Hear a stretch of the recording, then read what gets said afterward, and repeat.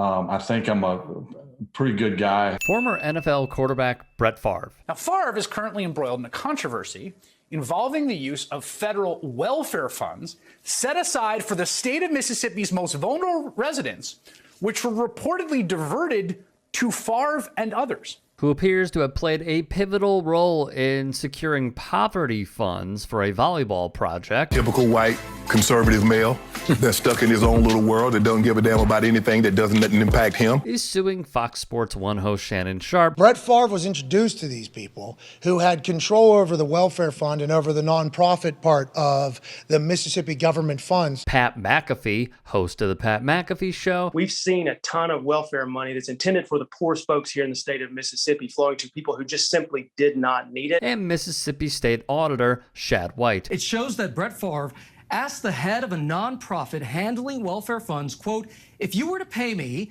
is there any way that the media could find out where it came from and how much?" Even as the trove of text messages uncovered appeared damning to Favre's case. You would think Brett Favre, born and raised in Kill, Mississippi, does any place in America have any more racist history than Mississippi? But Brett Favre is unaware. Sharpe has been vocal on the subject. These new court documents filed by Bryant's attorneys allege Favre and former nonprofit director Nancy New, who has already pleaded guilty to fraud in the $77 million scheme, were requesting funds from the Mississippi Department of Human Services to build the facility. Well, Brett shouldn't have stole from the people, Brett. Brett Favre sounds like he's going to have to pay back a bunch of money, and he took from the welfare fund. McAfee has covered the allegations. NFL Hall of Famer Brett Favre is facing questions tonight of whether he knowingly took $5 million of state welfare money to build a new volleyball facility for his daughter's team 5 years ago at her university and his alma mater. But what I find interesting about all of this is the following. Favre and his lawyers have filed charges of defamation against McAfee, Sharpe, and Auditor White, claiming they defame his character in interviews and on various shows. For White, they are claiming it was to advance the auditor's political career. My question is, the NBA and the NFL are struggling with lower ratings as fans clearly do not want political messaging mixed with their sports. Favre and his lawyers allege that Sharpe defamed him by saying on his broadcast that Favre was a sorry mofo to steal from the lowest of low, and that Favre stole money from people that really needed that money. So how should the leagues support and promote an anti-racism position without becoming political and alienating fans? Thank you.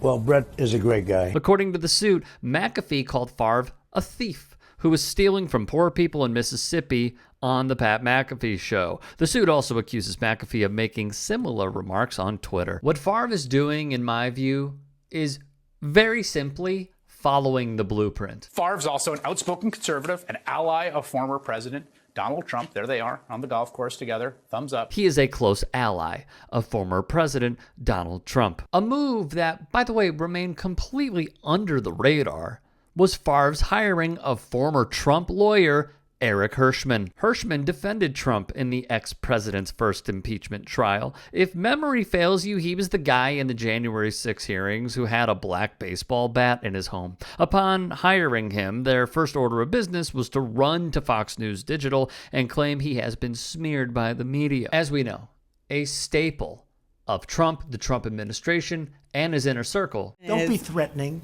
Be nice. You ought to be ashamed of yourself. What a stupid question that is to attack the media, to garner support for their unjust ways of conducting business. It is the playbook of many far-right world leaders. Trump, like Favre, has sued for defamation before to undermine a free press. It is an attempt to intimidate and shame. With all that being said, I think it's important to note a few things. I have learned now through many years of being in the media, I'd say it's been about 10 or so, that grabbing a headline is important. For example, when someone sues another person in sports and they want $100 million, that is the headline grabby way of having us pay attention to the lawsuit. Oh my God, they're seeking $250 million.